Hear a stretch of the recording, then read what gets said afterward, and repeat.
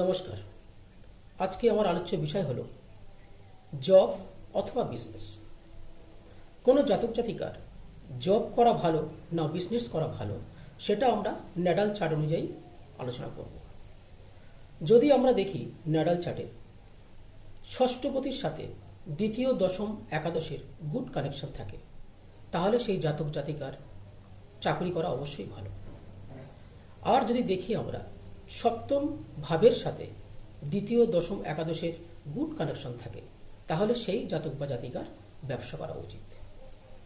ধরুন ধনুলগ্ন, ধনুলগ্নের ক্ষেত্রে ষষ্ঠপতি শুক্র, শুক্রের সাথে যদি দ্বিতীয়পতি শনি, দশমপতি বুধ এবং একাদশপতি শুক্রের গুড কানেকশন থাকে, তাহলে সেই জাতক জাতিকা চাকরিতে তাদের শুভ।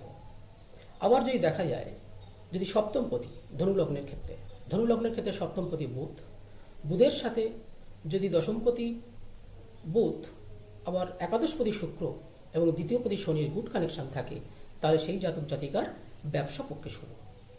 এর পরের এপিসোডে আমি আলোচনা করব জাতক জাতিকার কোন চাকরিতে শুভ হবে, মানে চাকরি করতে গেলে কোন কোন ক্ষেত্রে চাকরি করলে সে সফলতা পাবে এবং ব্যবসা করতে গেলে কোন কোন ক্ষেত্রে ব্যবসা করলে সে সফলতা পাবে।